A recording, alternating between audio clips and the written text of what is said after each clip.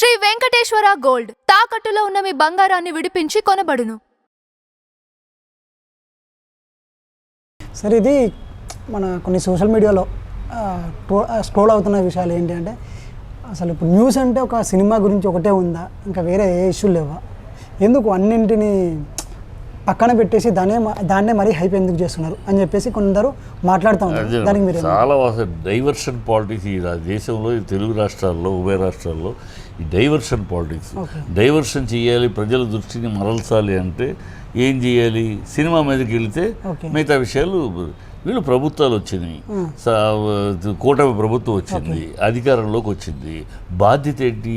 Press యొక్క బాధ్యత, journalism అంటే ఏంటి? వాళ్ళు ఎన్ని ప్రామిసులు చేశారు? మీరు ఇన్ని ప్రామిసులు చేసి అధికారంలోకి వచ్చారు. ఆ రోజు 14 లక్షల అప్పు అన్నారు, మళ్ళీ అసెంబ్లీలో 5,19,000 తేల్చారు. ప్రజలు మోసం చేయడానికి అంతా ఇంత అని ప్రజల దగ్గర ఏమన్నారు, ఇప్పుడు ఖజానా ఖాళీ అన్నారు. ఖజానా ఖాళీ అనే మాట ఎంత నిస్సిగ్గు మాట అది. మీకు 14 ఏళ్ళ అనుభవం ఉన్న చంద్రబాబుకు తెలియదా? పవన్ కళ్యాణ్కి తెలియకపోవచ్చు ఖజానా ఏంటి, ఏం వచ్చాడు, ఏదో అతనికి ఏం తెలియకపోవచ్చు, అది తెలియదు కూడా. తెలుసుకునే ప్రయత్నం చేస్తున్నాడో లేదో కూడా తెలియదు. సో మీకు తెలుసు కదా, చంద్రబాబు 14 ఏళ్ళు పరిపాలించావు కదా, మరి ఖజానా ఏముందో తెలియదా? తెలిసి నువ్వు ఎలా ప్రామిస్ ఇచ్చావు? ఇవాళ అడగాలి కదా. సరే, ఆ రోజు నేను సంపద సృష్టిస్తాను, అది చేస్తాను చెప్పాడు, ఓకే అన్నాడు కదండి, అందుకని నన్ను. ఇప్పుడు మరి సంవత్సరం అయ్యింది, ఇప్పటికి ఒక్క హామీ నెరవేర్చట్లేదే. ప్రశ్నలు అయ్యి కదా, ప్రజల కోసం కదా మాట్లాడాలి, ప్రజలు అడుగుతున్నారు కదా. దాని మాట పవన్ కళ్యాణ్ ఒకసారి మా హిందూ మతం అంటావు, ఒకసారి క్రిస్టియన్ మతం అంటావు, ఒకసారి కుటుంబ రాజకీయాలు వద్దంటావు, మళ్ళీ మీ ఎమ్మెల్సీ వస్తే మీ అన్నయ్యకే ఇవ్వాలంటావు, మళ్ళీ కులాలు వద్దంటావు, మళ్ళీ కాపుల రాష్ట్రం మీద ప్రేమ లేకపోయినా కులం మీద ప్రేమ చూపిస్తుంటాయా? మీరందరూ గెలిపిస్తే ఓట్లేస్తే నేను సీఎం అవుతానని కులాన్ని గురించి మాట్లాడతాడు. ఆడపిల్లకి ఏదైనా జరిగితే నిలబడతా అన్నాడు. మరి తిరుపతిలో మన దళిత మహిళను రేప్ చేస్తే ఎక్కడ, కడపలో జరిగింది ఎక్కడ, మనం అక్కడ ఈయన కాన్స్టిట్యున్సీలో పిఠాపురంలో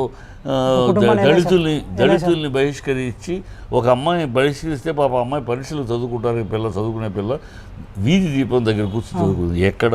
ఈ కథ అడగాలి ప్రెస్సు, పాత్రికేయులు, పేపర్లు, మీడియా ఇవి అడగాలి.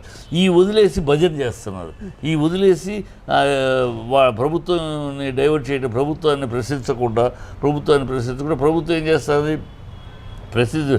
ఎంతసేపు గత ప్రభుత్వం అయిపోయింది. గత ప్రభుత్వాన్ని మీరు ఏం చెప్పారు, ప్రజలు నమ్మారు. ఏమైతే మిమ్మల్ని పక్కన కూర్చోబెట్టి మేము ఓట్లు వేస్తారు, మిమ్మల్ని అధికారులకు వచ్చి ఇవన్నీ మీరు పేకాలు కదా. ఇంకా గత ప్రభుత్వం, గత జగను, ఈ జగము గతము జపం చేస్తూ ఎన్నాళ్ళు కాలం ఎంతసేపు ఏదనో జగన్ చూపిస్తారు. అలా జగన్ మీద వేలు చూపించి మీరు ఎలా ఎస్కేప్ అవుతారు? మీ బాధ్యతల్లోంచి తప్పించుకోవడానికి ఈ డ్రామా ఏంటి? ఈ డ్రామాని నిజమైన జర్నలిజం ప్రశ్నించాలి. ఈ డ్రామాను ప్రశ్న ఏదండి మీరు అన్న ప్రామిస్ ఏంటి? అదిగో అన్నారు, ఆగస్ట్ అన్నారు, మొన్న ఒక్కొక్క 3 నెలలకు ఒకసారి ఇదిగో చేస్తాను. ఎక్కడ చేస్తున్నారు? సంపద సృష్టిస్తా అన్నారు కదా, 1,30,000 కోట్లు అప్పు చేయటం సంపద సృష్టి అడగాలి కదా ప్రెస్. అదే సంపద. ఈ అప్పు అందరూ చేశారు కదా, ఈ అప్పు చేసినప్పుడు ఇదైపోద్ది అన్నారు మీరు, శ్రీలంక అయిపోద్ది అన్నారు కదా. మరి ఇప్పుడు 1,30,000 కోట్లు అప్పు చేస్తే ల్యాండ్ ఎందుకు 99 పైసలకి అమ్మడం ఏంటి? 2,000 కోట్ల ప్రాపర్టీని ఎందుకు ఇచ్చారు? పైగా దానికి ఫ్రీగా ఇచ్చిన వాళ్ళు రారు అని అంటాడు. ఫ్రీగా ఇచ్చిన రాని వాళ్ళకి ఎందుకు ఇవ్వాలి అసలు? ప్రజల ప్రాపర్టీ, ప్రభుత్వ ప్రాపర్టీ కాదు, అంటే ప్రజల ప్రాపర్టీ. దాన్ని ఇంత తక్కువ రేటుకి ఎందుకు ఇవ్వాల్సిన అవసరం వచ్చింది? ఎందుకు ఇచ్చారు? ఏమి దాంట్లో గోల్మాలు? ఇవన్నీ అడగాల్సింది ఎవరు? ప్రెస్ అడగాలి, ప్రజల తరపున అడగాలి. ప్రెస్ అడగకుండా ఈ సినిమాలు భజన చేయటం కోసం సినిమాలు, జగన్ని ఇప్పుడు మీడియా అనేది సినిమా వాళ్ళకి సపోర్ట్గా అంటే వాళ్ళని ప్రమోట్ చేయడం సార్. సినిమా రిలీజ్ అప్పుడు ప్రమోషను పిలుస్తాం, ప్రెస్ మీట్ పెడతాం. పొద్దున్న లేచిన కానీ సాయంకాలం నుంచి వాడెక్కడికి వెళ్ళాడు, వాడెక్కడ కూర్చున్నాడు, వాడెక్కడ అమ్మాయి తోడు, ఈయన మీకు ఇది కాదు కదా, ప్రజలతో పత్రికలనే ప్రజలు మీ సినిమా బులెటిన్లో పెట్టుకోండి. అసలు ఈ న్యూస్ లేదు, ఏ డిబేట్ లేదు, దేంట్లో చూడండి ఈ సినిమాల గురించి వీళ్ళ గురించి ఏదైనా అడిగితే మీరు చెప్పారు ఏమైందంటే గతంలో జగన్. ఓకే, దేనికి చెప్పు మీరు ఎందుకు తగ్గుతున్నారంటే గత ప్రభుత్వం జగన్ వల్ల, మీకెందుకు వాంతులు అవుతున్నాయంటే ఇట్లా తయారయ్యారు. అది నిలదీయాల్సింది, నెగ్గు తేల్చాల్సింది ప్రెస్. ఓకే, అవి కాదు సార్, ఇంకా జగన్ మాట పడతారంటే, ఇంకా గత ప్రభుత్వం అంటారంటే 1,30,000 కోట్లు అప్పు తీసుకొచ్చారు కదా. మరి మొన్న 14 లక్షల కోట్లు అప్పు అన్నారు, ఇవాళ 5,19,000 మీరే అసెంబ్లీ సాక్షిగా చెప్పారు కదా.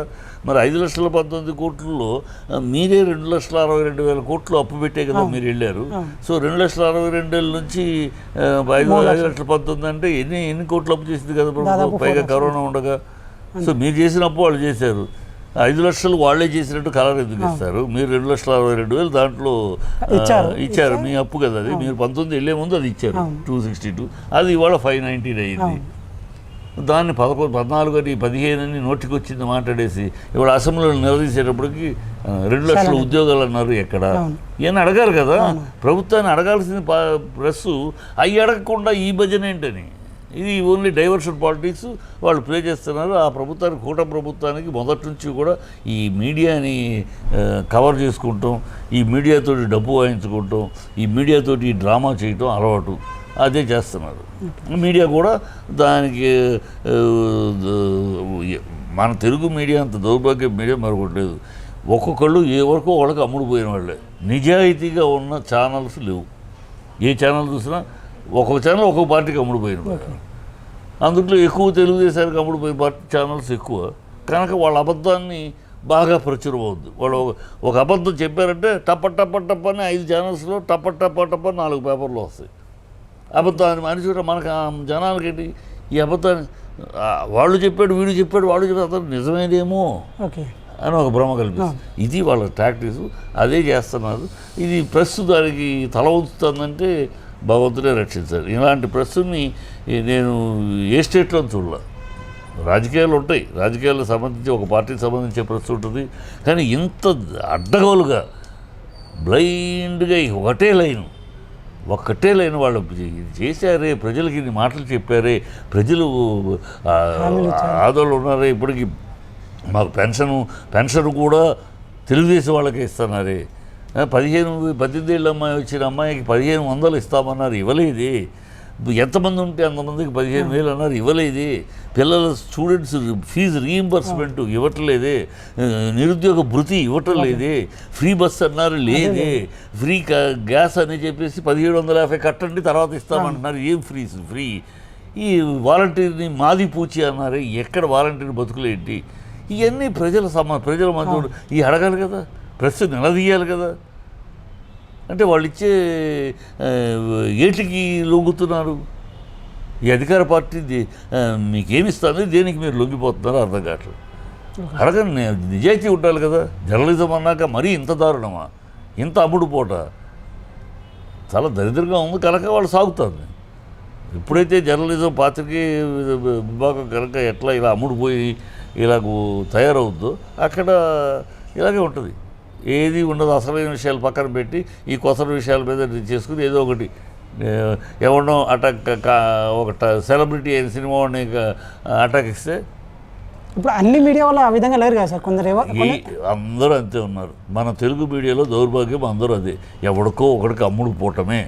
కొన్ని అయితే జనాలకి మాట్లాడుతూ ఉన్నాయి, ఎవరు ఒకటో అరా అడ్రస్ లేని ఒక్కడో నాకు ఒక పెద్ద ఛానల్ చెప్పు, అమ్ముడు పోని ఛానల్ చెప్పు, ఏదో ఒక పార్టీకి జెండా మోసే పార్టీ.